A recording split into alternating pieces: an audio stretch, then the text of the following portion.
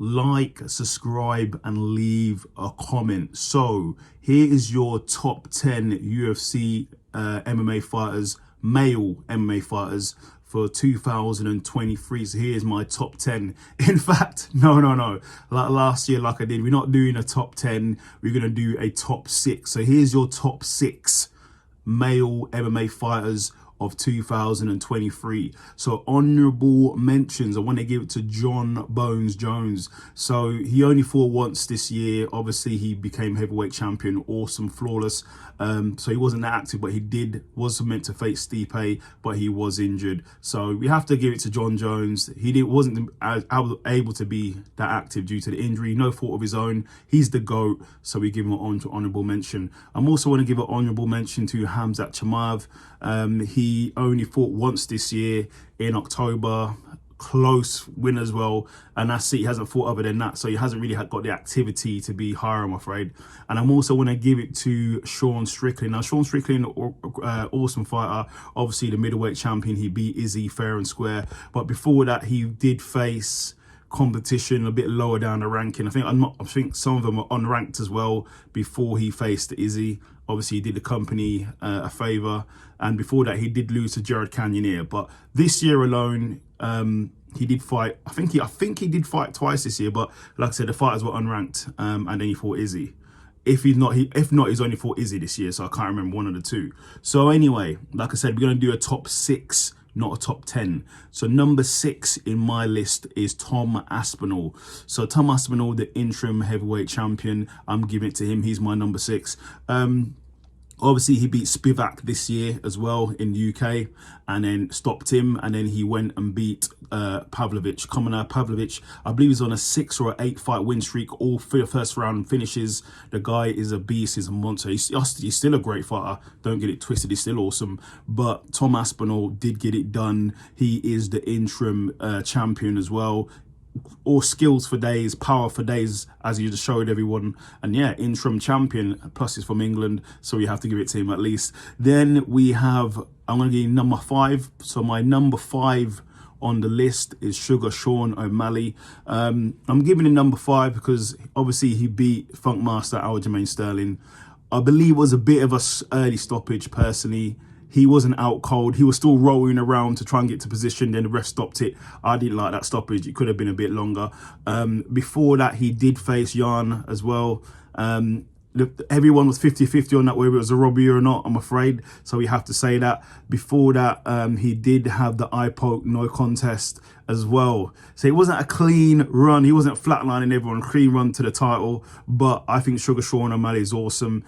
He is the bantamweight champion as well, so you have to give him his props. I like him. So let's see what happens in his next fight versus Cheetah. I'll be looking forward to that.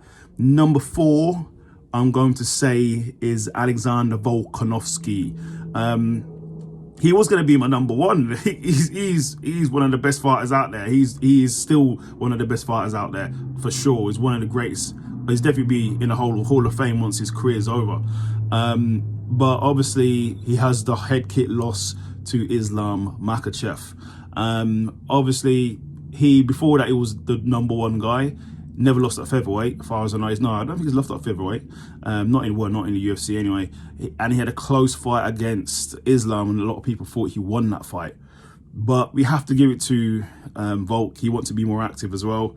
And it was number 1 fighting number 2, or number 2 fighting number 3 if John Jones was at number 1 as well. So this is a number 2 versus number 1, or number 2 versus number 3 fight. Top of the top pound for pound.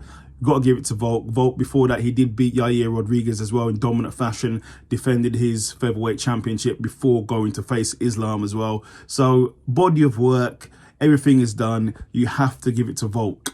He's amazing fighter, undefeated at featherweight. So, Volk is my number 4.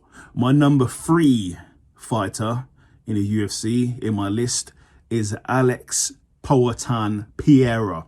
I'm going to give it to Alex Pereira. Obviously, before last year, he did fight Izzy and he got knocked out. That's what happened. Then after that, he fought Jan Blachowicz. He beat Jan at light heavyweight, moved up.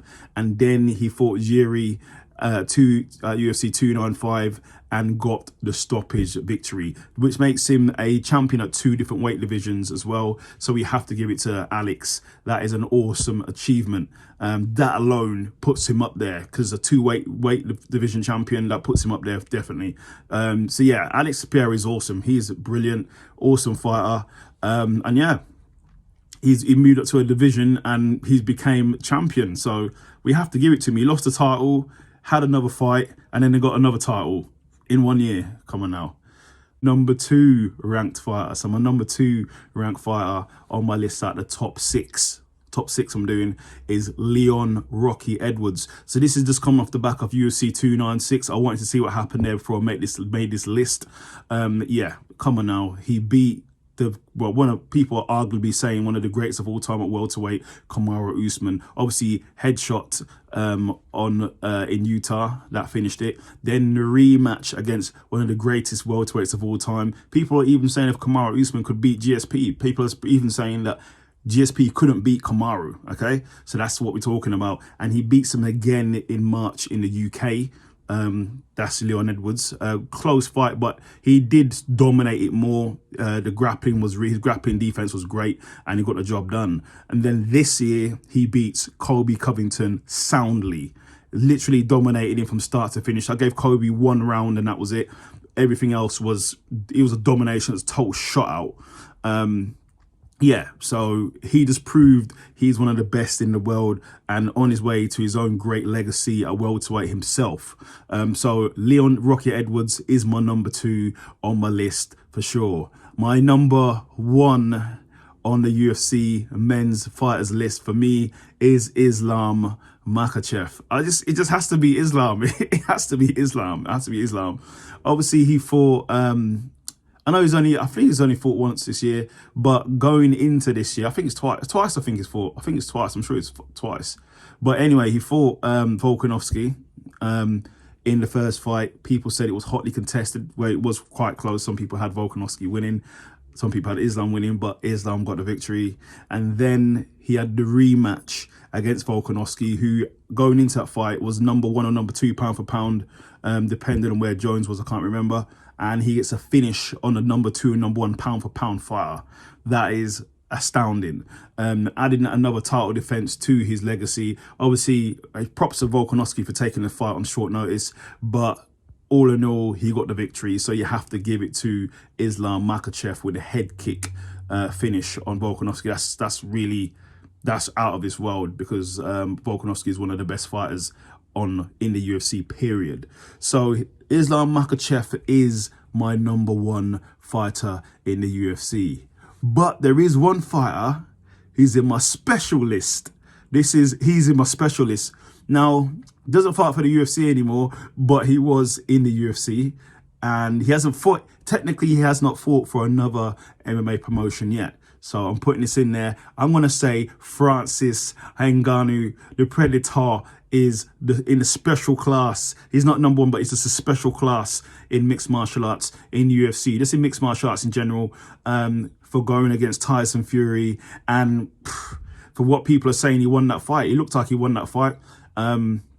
Yeah, you have to just still give him praise for that performance against Tyson Fury. It puts him in a special class of mixed martial artist. That was probably one of the greatest performances ever in sports history, where somebody goes from a not totally different profession, but a different combat profession, goes in there against the greatest of probably this era of heavyweight and arguably beats him. That is unheard of. That's like Conor McGregor soundly beating Floyd Mayweather coming from mixed martial arts. But that didn't happen, unfortunately. But people are saying, obviously, Francis did that. And there's proof in the pudding. He's now the number 10 ranked heavyweight in the WBC ranking. So we're not the only one that thinks he won that fight. So, but yeah, that's my list, everybody. That's my list. Hope you enjoyed it. So there's my top 6 and a special class fighter as well in there too. Like, subscribe, and leave a comment.